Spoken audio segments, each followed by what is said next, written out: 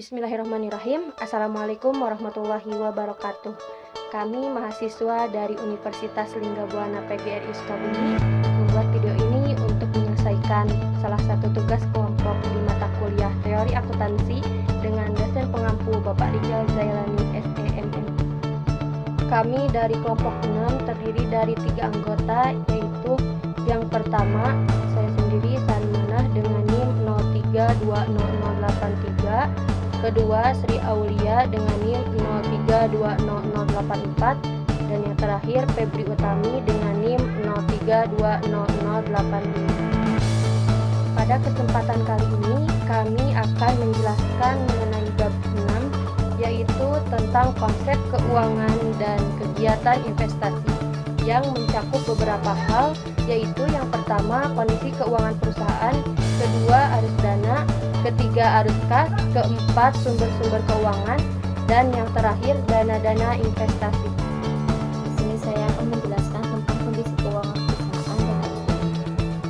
Merupakan salah satu faktor penentu dalam menilai perusahaan. Kondisi keuangan yang buruk tentunya mencerminkan kinerja perusahaan yang kurang baik. Di kondisi keuangan ada 3. Yang pertama, perbedaan dimensi, yang kedua pengaruh jangka pendek, yang ketiga kegiatan-kegiatan.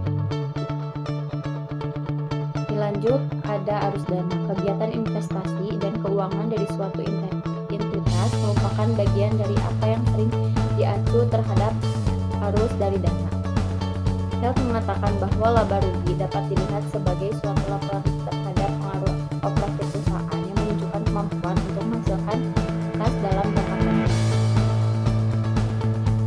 tetapi tidak melengkapi jawaban terhadap perusahaan pertanyaan tentang kapan kas telah atau akan diterima atau dibayar dalam hal yang sama.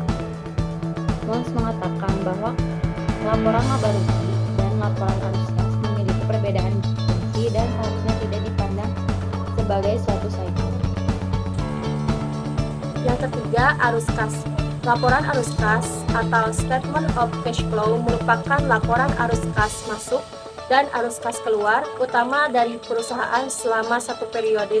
Laporan arus kas menyediakan informasi yang berguna mengenai kemampuan perusahaan untuk menghasilkan kas dari operasi, mempertahankan dan memperluas kapasitas operasinya, memenuhi kewajiban keuangannya, dan membayar dividen. Laporan arus kas melaporkan melalui 3 jenis aktivitas. Pertama, arus kas dari operasi. Cash flow operating activities adalah arus kas dari transaksi yang mempengaruhi laba bersih. Contoh-contoh transaksi semacam ini mencakup pembelian dan penjualan barang-barang dagangan oleh pengecer atau retailer. Terdapat 2 metode alternatif pelaporan arus kas dari aktivitas operasi dalam laporan arus kas, yaitu metode langsung dan metode tak langsung.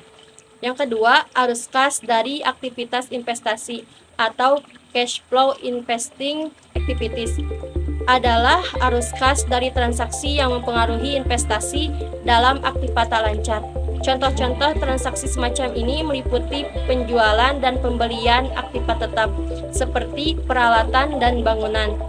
Terakhir, arus kas dari aktivitas pembiayaan atau cash flow from financing activities adalah arus kas dari transaksi yang mempengaruhi ekuitas dan utang perusahaan.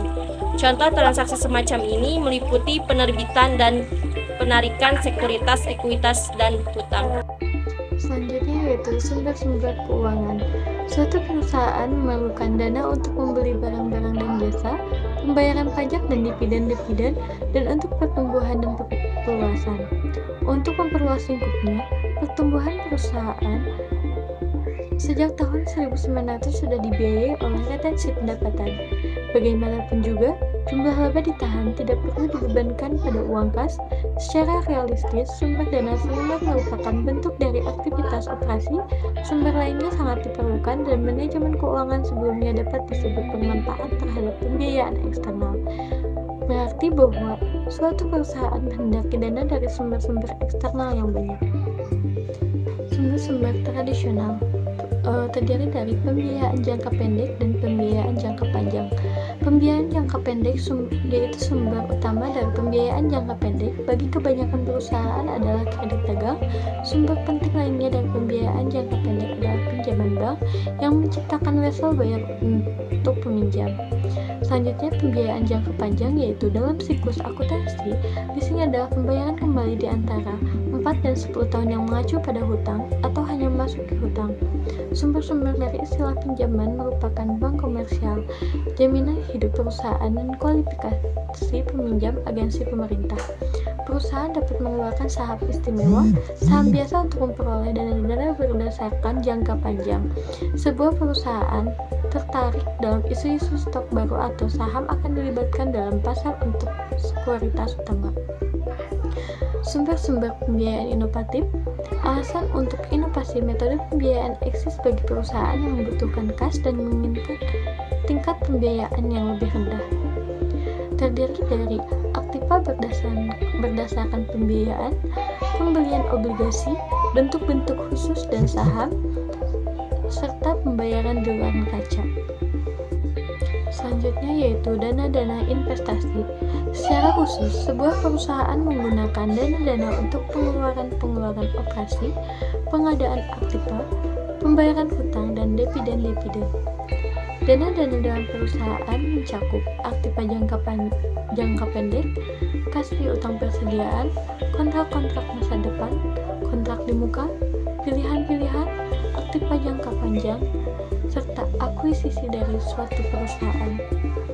Kesimpulan dari materi presentasi kali ini yaitu agar kita dapat mengintegrasikan pengetahuan tentang kondisi keuangan, arus dana, arus kas, sumber-sumber keuangan, dan dana-dana investasi untuk mengambil keputusan keuangan yang informasional dan memastikan keinginan pertumbuhan perusahaan. Menunjukkan bahwa pemahaman yang holistik tentang konsep keuangan dan investasi penting untuk keberhasilan keuangan perusahaan.